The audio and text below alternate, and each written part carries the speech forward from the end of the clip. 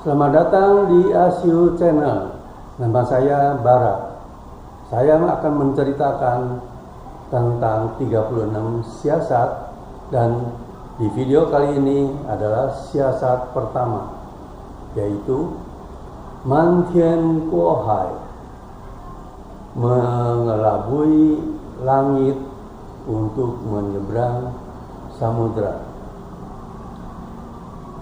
Pada zaman dinasti Tang, Kaisar Tang Taizong pada tahun 643 membawa pasukan 300.000 prajurit untuk pergi ke arah timur untuk menumpas gerombolan dari Kaoli. Kaoli itu Korea kuno. Pasukan ini panglimanya adalah Zhang Sikui dan wakil panglima adalah Xie Renkui. Xie Renkui terkenal di Indonesia dengan nama Xi Jinkui. Pada tahun 40-an, 50-an di Indonesia ada majalah mingguan, kalau nggak salah Star Weekly. Itu tiap minggu ada komik, serial komik, judulnya Xi Jinkui. Jadi Xi Jinkui terkenal di Indonesia, dan Xi Jinkui itu adalah Xie Renkui, wakil panglima waktu Kaisar Tang Taizong membawa pasukan ke arah timur, dan di sana menumpas pasukan dari Kaoli. Pasukan Kaoli kalah dan melarikan diri melewati Laut Timur dan pulang ke negaranya, yaitu Kaoli, Korea kuno.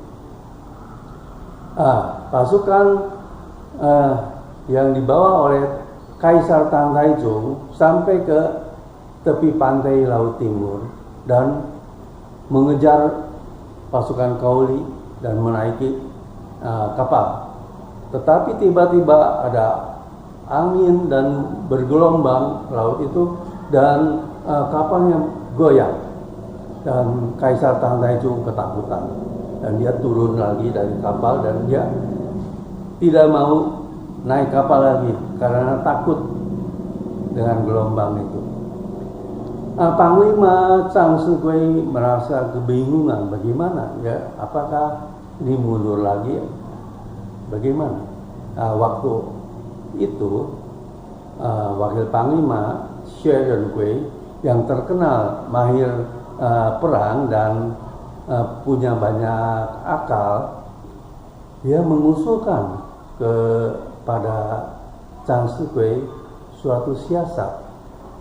Ya, diterima oleh Zhang Sikui, dan mulailah dibangun sebuah kapal yang besar, dan di kapal itu dibangun lagi bangunan menyerupai istana. Jadi dari darat itu tidak kelihatan bahwa itu adalah kapal, melainkan sebuah bangunan mirip istana. Dan sesudah selesai, maka Kaisar Tang Taizong diundang untuk berpesta di bangunan itu. Mulailah Kaisar Tang masuk ke bangunan itu. Dia tidak menyadari bahwa itu adalah kapal besar, dan dia di bangunan itu disuguhi makanan dan minuman, dan juga tari-tarian, musik, sehingga Tang Taizong sangat senang sekali dan disuguhi minum arak, sampai Kaisar Tang mulai mabok dan tertidur. Sampai keesokan harinya, begitu juga disuguhi tari-tarian yang meriah, makanan dan minuman, dan Tang Taizong sekali lagi sangat bahagia dan minum-minum terus sampai mabok. Akhirnya juga tertidur. Sampailah ke hari yang ketiga, Dan hari-hari ketiga itu Tang Taichung udah mulai gerah di dalam bangunan itu dan dia ingin keluar melihat pemandangan di luar. Begitu keluar pintu, dilihatnya lautan yang luas. Dia sangat terkejut. Tetapi lautan itu tenang. Kemudian Jenderal Chang Shikuei menghadap ke Kaisar bahwa maaf, ampuni, tetapi sebentar lagi udah sampai ke tanah Kaoli dan kita akan bisa menyelesaikan perang itu. Sampai di sini ya Kaisar Tang ya tidak bisa berbuat apa-apa dan dia merasa ya lautnya juga tenang, ya sudahlah. Nah, itulah suatu siasat mengelabui Kaisar untuk menyeberang lautan. Kenapa disebut mengelabui langit? Dan langit itu dalam bahasa Tiongkok kuno, yaitu langit itu melambangkan Tuhan. Sedangkan Kaisar ada satu julukan, yaitu Kaisar itu putra langit, yaitu putra Tuhan, utusan dari Tuhan untuk menjaga kewibawaan seorang kaisar. Dan kaisar itu julukannya adalah putra langit. Jadi siasat ini ada mengelabui kaisar, jadi sebutannya ada mengelabui putra langit untuk menyeberang lautan. Jadi siasat ini belakangan menjadi istilah yang tetap, yaitu mengelabui langit untuk menyeberang lautan. Siasat mengelabui langit untuk menyeberang lautan dipakai juga pada zaman 3 negara. Zaman 3 negara terdiri dari negara Wei, pimpinan Cao Cao, negara Wu, pimpinan Sun Qian, dan negara Shu, pimpinan Liu Bei. Negara Wei, pimpinan Cao Cao itu yang paling kuat. Cao Cao ingin mengalahkan Sun Qian dan mengalahkan Liu Bei untuk menjadi penguasa tunggal. Atas inisiatif dari Zhuge Liang, maka Liu Bei menawarkan kepada Sun Qian untuk berkoalisi, bergabung untuk menghadapi serangan dari Cao Cao. Maka disetujui oleh Sun Qian. Tetapi Liu Bei mengajukan permintaan bahwa dia kekurangan sebuah tanah dan dia meminta untuk meminjam kota Qingzhou sebagai syarat untuk membentuk koalisi, dan itu disetujui oleh Sun Qian. Sesudah kedua negara ini bergabung dan mengalahkan Cao Cao, maka Liu Bei tidak mau mengembalikan kota Qingzhou kepada Sun Qian. Jadi sampai sekarang ada istilah bahwa sesudah meminjam barang tetapi tidak mau mengembalikan, itu dari peribahasanya ya, Liu Bei meminjam kota Qingzhou.